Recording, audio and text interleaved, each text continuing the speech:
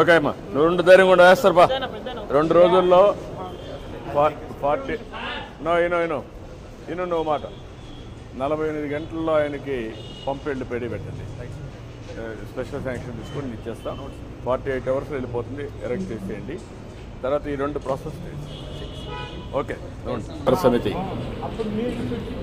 అది పెట్టాము. నీకు 1/4/2020 నేను అధికారం లేనప్పుడు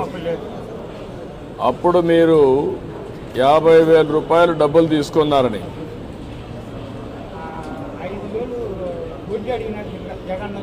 కాదు, నేను అడిగేది ఏంటంటే నేనున్నప్పుడు ఇవాళ ఇది 50,000 నీకు ఇచ్చింది 2020లో. నేను ఓడిపోయింది 19లో ఓడిపోయాను.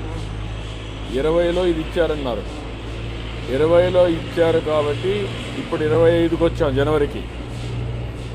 కాబట్టి 4 సంవత్సరాల 9 నెలలు అయింది నువ్వు డబ్బులు తీసుకొని. ఈ లెక్క ప్రకారం దాని ప్రకారం 35,000 వడ్డీ అయింది అంటున్నారు. అది ఎంత వడ్డీ కూడా చూసుకోవాలి.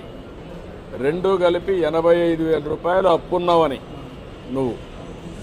ఇప్పుడు నువ్వు ఎంత కట్టావు, ఏం చేశావు? 5,000 కట్టావు.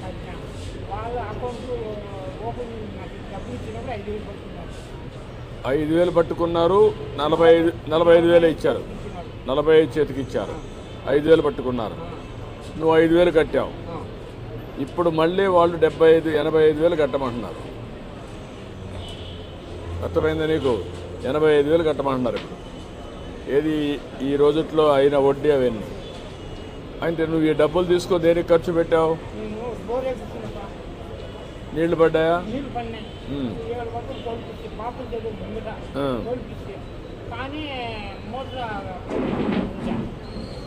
నీళ్లు పడ్డాయి కానీ పైపులు మోటార్ లేదు.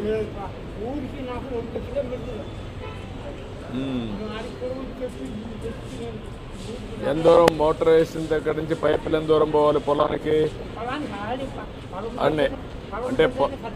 అంటే ఇప్పుడు అక్కడే నీకు కావాల్సింది అది కాపురం ఉన్నావు. నీళ్లు కూడా పొలంలోనే బావి పడిందా? బోరు కూడా పొలంలోనే పడింది. ఇప్పుడు నీకు కావాల్సింది పంప్ సెట్ కావాలా? పైపులు. ఈ అప్పు ఒకటి ఉంది. అప్పు ఏం చేస్తావు? తర్వాత కడతావు. ఒక పని చేయి.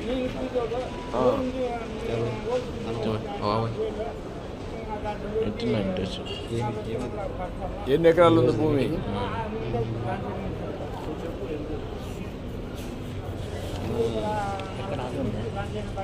చంద్రబాబు నాయుడు కుప్పంలో.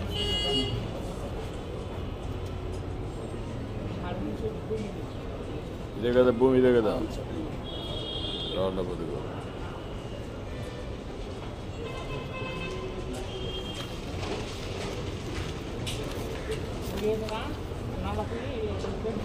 ఒక ఎకరా 54 సెంట్లు ఉంది. 2 డివిజన్లు, ఒకటి 1 ఎకరా 20 సెంట్లు, ఒకటి 34 సెంట్లు, 2 కలిపి కాలువకి వెళ్ళిపోయింది. కాబట్టి నీకుండేది 1 ఎకరా 20 సెంట్లే ఉంటుంది. నీకు ఈ 34 సెంట్లు డబ్బులు ఇచ్చారా? ఇంకా ఇవ్వలా. అది 2 గ్రీవెన్సెస్. అది వర్కౌట్ చేసుకొని నువ్వు అర్థం చేసుకోవాల్సింది. ఇమ్మీడియట్గా పంప్ సెట్ కట్టి ఆ డబ్బులు కూడా రీసెటిల్మెంట్కి రీషెడ్యూలింగ్ చేయమని, ఎంత అవుతుందో దాన్ని కూడా వర్కౌట్ చేసి నేను అది కలెక్టర్కి వాళ్ళకి చెప్తాను. దాన్ని రీషెడ్యూల్ చేయమంటాం. ఇప్పుడు డబ్బులు కూడా కొంచెం కన్సెషన్ ఇచ్చేసి రీషెడ్యూల్ చేపిస్తాం. ఆయనకి ఇది పంపులు పెట్టిస్తాం. పంపు పెట్టించేస్తాం. ఇది you write down accordingly, then you will sort it out. అదే అవన్నీ కూడా చేసి అవన్నీ ఇక్కడ నువ్వు 5,000 కట్టానన్నాడు.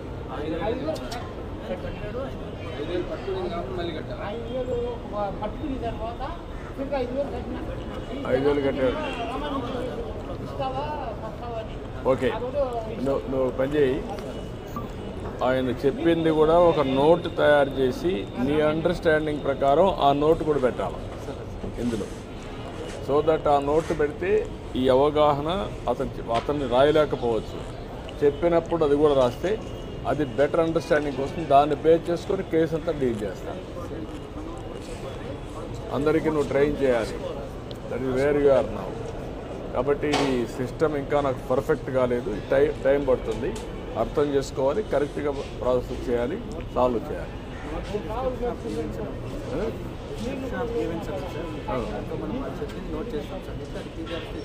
అది చేశారా లేదా చూడండి. ఇప్పుడు ఒక ఉదాహరణకి ఇది ఒక కేసు, ఇది ఇలాంటివి వచ్చినప్పుడు నాకు వికాస్ ఉన్నాడు ఇక్కడ, వికాస్ నిలబడి వికాస్ ఇప్పుడు ఏంటంటే ఇతను లోన్ తీసుకున్నాడు. లోన్ తీసుకొని ఆ లోన్ని 5,000 పట్టుకొని ఇచ్చారు, కానీ 50,000 రికార్డ్ చేశారు. అతను చెప్పేది 5,000 కట్టాడు, అయినా 50,000 ఉందని చెప్పి పెట్టారు. దానికి 85,000 రూపీస్ వేశారు, కానీ దానిపైన పంపు ఇవ్వలేదు. బోర్ వేసాడు అంతవరకే. ఆ బోర్ వేసిన దానికి 50,000 85,000 అయింది. Is how problems will complicate. 85,000 without any use for the last 4 years. Now you want pump set. ఈ లోన్ని రీషెడ్యూల్ చేసి ఈ పంప్ సెట్ ఇచ్చి ఫ్రీగా, దెన్ ఆయనకుండేది 1 ఎకరా 20 సెంట్లు, అది సెట్ చేద్దాం. 30 సెంట్లు కాలువకి ఇచ్చాడు అందరి అమౌంట్, దానికి కాంపన్సేషన్ లేదు.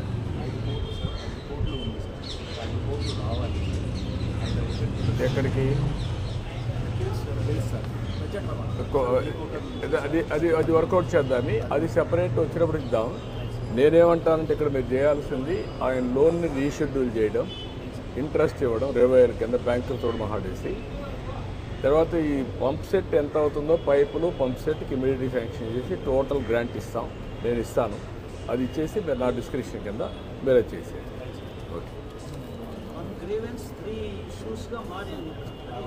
దాన్ని అర్థం చేసుకోవాలి,